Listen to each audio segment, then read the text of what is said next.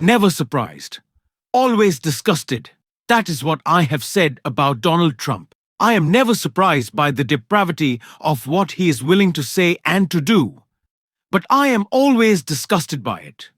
And never has that been more true than when I looked at Truth Social this morning, hoping to not see a post about Rob Reiner from Donald Trump, from our furious, petulant child president. And that is exactly what I saw. Not words of condolences, not even the classic Trump. It happened. I'm president. Thank you, DJT. But in attack on Rob Reiner and his wife, who saw their lives stolen from them last night, some truly depraved, disgusting shit from the man we always expected from, this was gross. This was pathetic. I am enraged. I cannot believe we have to live like this. I cannot believe we have become numb to this. It is awful. It is awful. Before we even have to look at this post from Donald Trump, I want to start with why he was posting it. And it is because he is an insecure, tiny little man who was furious that Rob Reiner was a giant and an activist willing to call him out. And he did so in a clip that I think is so important, that has been going so viral, that I want to watch before we just get into this disgusting, disgusting attack. Our democracy is being taken away from us, and we only have about a year.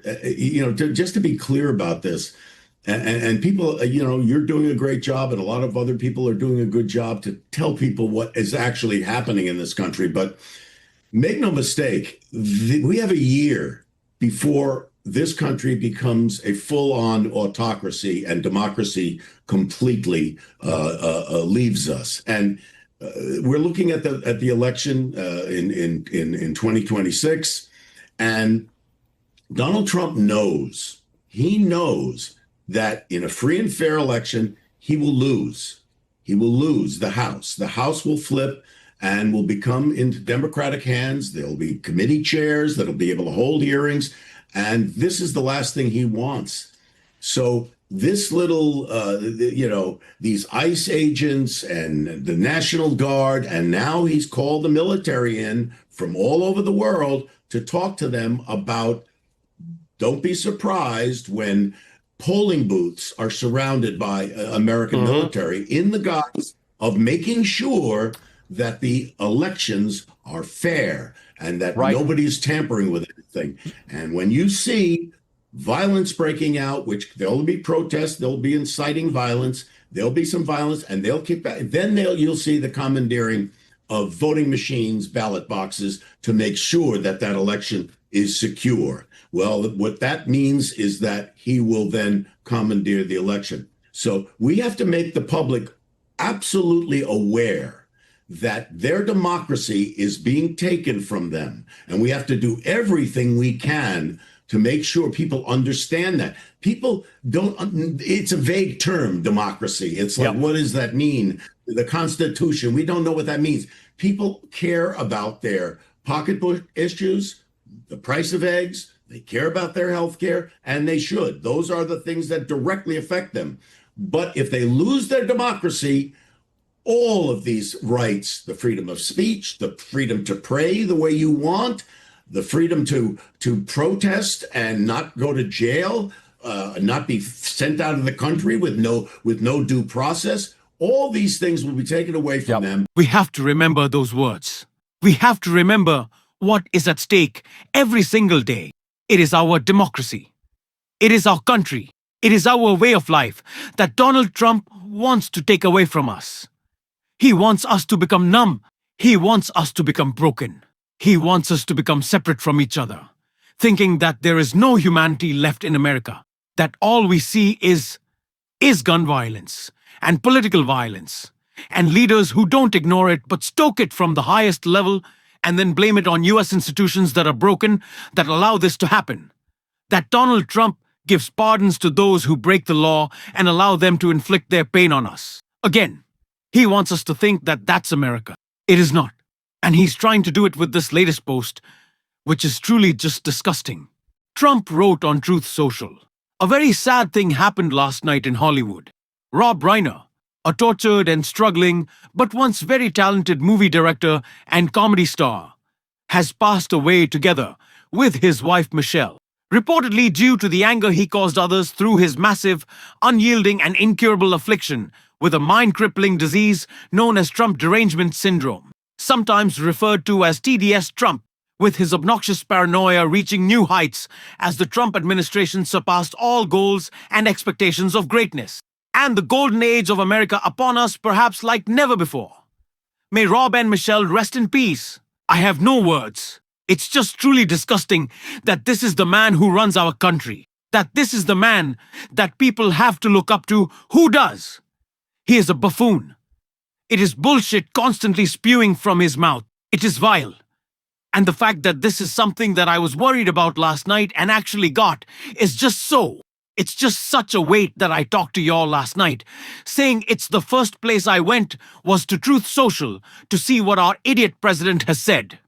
And when the only post up was him standing in front of his assassination photo, an event that he has milked more than anyone else has ever milked a moment for political purposes. What was the old Joe Biden joke about Rudy Giuliani? When he talks, all he says is a noun and a verb. And 9/11, that's Donald Trump with his assassination. And what has he done to combat political violence since pardoned thousands of cop-beating insurrectionists called Democrats dogs and criminals? And subhumans said that we need to go to war with each other.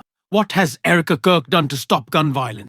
Has she said a word about every school shooting that happened since Charlie Kirk was shot? No, these people don't care. This is disgusting. This is truly depraved. Why does this have to be a part of our life? Why does this have to be a part of our grieving? It is unfair what Donald Trump has taken from us. A level of normalcy, a level of humanity that he has just stripped away. And it's not a policy position, but it's painful. And it's something that we have to acknowledge. It's something that we have to understand. And it's something that he and everyone around him should be held accountable for. That they did to us. That they took this level of normality away from us. And there has to be a punishment for that. These people are criminals. They are corrupt.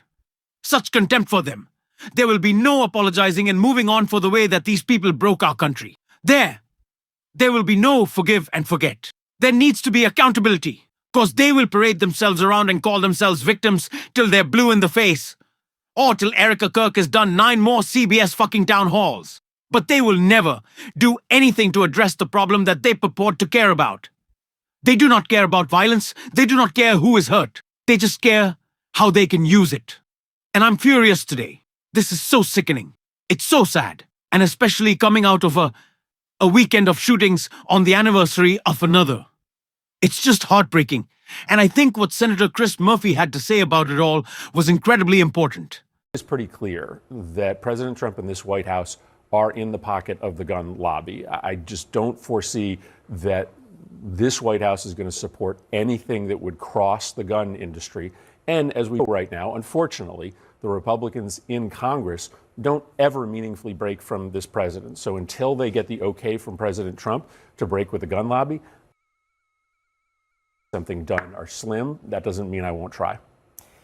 Can we talk about the other aspect? Just want to be clear, we don't know anything about the shooter. We don't know the motive. We don't know specifically the age or anything. But another thing that you have talked extensively about is the epidemic of loneliness and the problems that, in addition to the epidemic of having too many, from your perspective, too many guns on the street, have this cocktail of violence. Yeah, listen, I do think it's important to understand that, we have an epidemic in this country of young men who are going through some deep issues that end up taking out their anger in mass violence. We have a broader loneliness epidemic in this country, and what we know when we look at these shooters is that they tend to all follow the same pattern. They have some break with their community, with their peers, and they start to withdraw into a life of isolation. And so that's why in that bill in 2022, we put billions of dollars into the kind of support services that would recognize, especially these young men, before it's too late, and wrap around the kind of services for them that could make a difference. That's why it's so tragic that President Trump shut down that grant program as one of the first things he did in his second term. So yes, we have to acknowledge that the most important thing is to stop that brain that is breaking from getting access to a weapon. But we should also be putting services around those kids, especially those young men who are retreating into that life of isolation. And it's just a lot harder to do that now, since the president has, I think, illegally stopped funding the bipartisan commitment we made to try to help those young people in crisis. Is there anything that you can do? I mean, I know that there are lawsuits and so forth to try to get that funding back up and running. Well, I do wish that Republicans would stand up to the president on this issue. That wasn't the controversial part of our bill. I think if that bill was just funding for mental health and community anti-gun violence programs, we might have gotten 90 votes for it. So maybe in the wake of this shooting, maybe as we learn more about this shooter, we'll get a handful of Republicans in the Senate or the House, maybe the ones that voted for that bill, to say to President Trump, restore the money. We cannot become numb to this. We can't. But it's also something that shouldn't consume us. 'Cause in what reasonable society does it? I'm just sad, y'all.